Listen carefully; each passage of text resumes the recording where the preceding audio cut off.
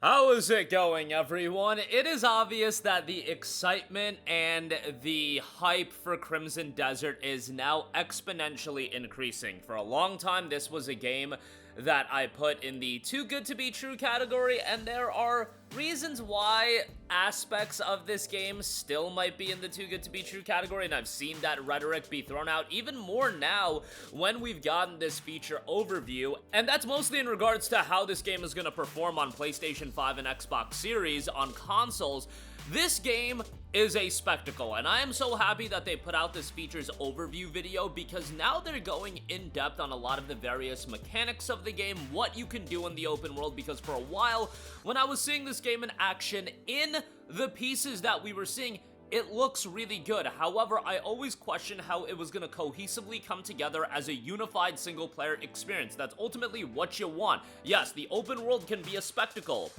It can look great. It can even have a sizable amount of content, but if that sizable amount of content isn't coming together in a compelling video game and a compelling experience, then I don't care at the end of the day. If it's this open world that looks really great and it's a bunch of outpost clearing, that's gonna be something that, yeah, maybe I'll dabble into, but that's not gonna be an experience that really captures my interest. But now that we're going over the insights of the game, the world, the narrative, the mechanics, and there's gonna be more features overview videos coming out, I think the tangibility of this game is starting to become more real. I think people are starting to believe it, and at the same time, I think seeing it in execution is also leading to people being like, huh, this can't exist. This can't be a real game. This can't be that good. Well, there's a couple things to consider, and I am a little bit upset that PlayStation seemingly did this. Before we get into the overview of Crimson Desert and some updates, I do want to note our friends over at Green Man Gaming do have the game discounted. Use the code JAN15, that's JAN15, or if you're watching this video in February, it'll be Feb15, it's just relevant to the month you buy the game. That would be FEB15. I'll leave it in the description box below. Click the link, check it out. If you do buy it, we get an affiliate kickback, which is much appreciated. Now, what was noted in an interview with Destin Laguerre, where they talked a little bit about the optimization of the game, and they are currently in the optimization phase, and the thing is, PlayStation is uploading content, now lengthy gameplay demos of this game, and the gameplay demos that PlayStation on their official channel have uploaded, these are demos in 4K 60 frames per second. This is what the video resolution and the frame rate is. Is this game ultimately gonna run at 4K 60 FPS native on the PlayStation 5? I would be hard-pressed to believe that that would be the case, and we still don't know specifics about PlayStation 5 performance. I would not be surprised if this is a game that's gonna be at a locked 30 frames per second on PlayStation 5, and when a game is this much of a spectacle, I really wouldn't have that much of an issue with that. However, I would like a little bit more transparency on that, especially if you're now uploading promotional content about the game on your YouTube channel, on PlayStation's official YouTube channel. I want to see how PlayStation 5 footage is going to look for this game, and I do think that is breeding some of the skepticism. Now, is it going to run at 4K 60? Possibly. If you actually go on over into the system requirements, and I'll go over that in a little bit, the PC system requirements are not that insane. In fact, Will Powers noted in the video that if you look at the min requirements on the Steam Deck, while he can't say that the game is going to run on the Steam Deck because it has to go through verification processes and they're still optimizing the game, which some people might question, hey, the game is 6 weeks out, why are we still optimizing the game? I would imagine there's gonna be a day one patch. We've seen this all the time. Yes, would it be nice if we had more clarity about how this game is gonna perform? Absolutely, but I imagine there are things like PlayStation 5 Pro optimization. Can they get the game running suitably on the Steam Deck? Some aspects that they're still ironing out, that they'll do a whole rollout of, notes and features and everything like that as far as performance, probably, a few weeks ahead of the release of the game. That's what I would hope at least, but I would like that transparency. Specifically, it was noted right now we're in the optimization phase, and some settings are probably going to be different on PC and console just based on the hardware and horsepower that's available on PC, but to be decided on that. We will address all that before launch. We do have PS5 Pro enhancements. The exact specifications of that will be revealed a little bit more, and I would imagine depending on what that is, I don't know if that's going to offer variations in terms of performance. This is one of those games that honestly, I think people would be accepting of 30 frames per second. It's one thing when a game like Gotham Knights is locked at 30 frames per second and that's going to set people off.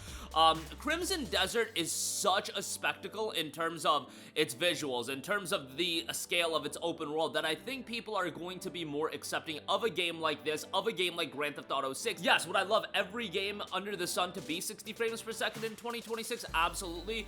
But if every now and again we have to have a game that's gonna be 30 FPS, I'm not gonna lose my mind over it as long as it is actually pushing the envelope. If it's a game that's pushing the envelope, then I can understand the frame rate being at 30. However, then you look at the system requirements, and I don't think it's out of the realm of possibilities that this game is gonna run at 60 frames per second on PlayStation 5. And again, with the system requirements as they are now, you don't get a ton of insight in that. Yes, we have minimum and recommended system requirements. Whenever I talk about system requirements, I'm always led to say, what does that mean? What does minimum requirements mean? What does recommended requirements mean? Nobody actually knows because there's no standard in place on what these system requirements mean. That's why it's beneficial for the big publishers and the big games to put out a huge graph on all of the variations of, okay, this hard will get you this resolution at this frame rate with DLSS turned on, with FSR turned on, etc., etc.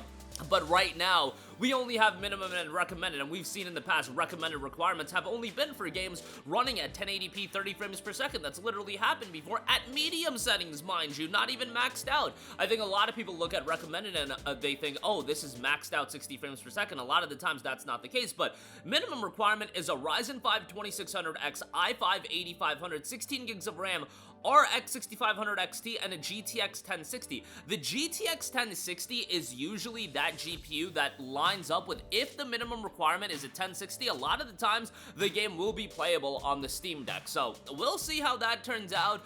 I would imagine if they could get this game even low settings, 25 to 30 frames per second on the Steam Deck, that is quite the triumph. And hey, if it can run on the Steam Deck, you would think that, you know, maybe some black magic could end up getting it on the Nintendo Switch too as well. So we'll see about that. Recommended is a Ryzen 5 5600, i5 11600K, 16 gigs of RAM, RX 6700 XT, RTX 2080, and again, 135 gigabytes of storage space.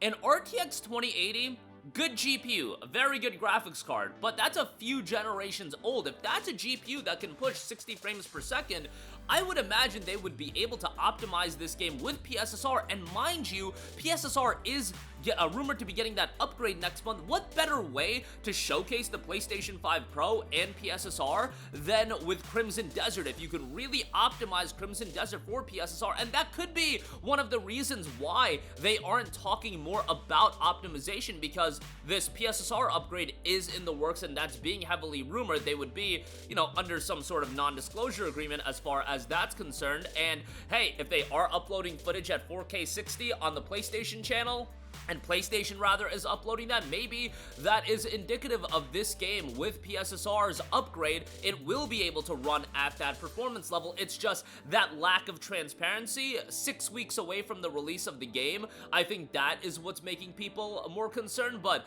at this point, I would rather be cautiously optimistic. Now that they're diving deep into the gameplay fundamentals of the game, I'm more sold on the game, because before we were getting a lot of snippets of various boss fights and it was an incredibly impressive game, the dragon riding, etc., etc., but now you're seeing how the content is going to be rolling out in each specific region of the game. You're seeing how this is going to be coming together in a narrative-driven single-player game, which, by the way, also going to have post-game content on top of that.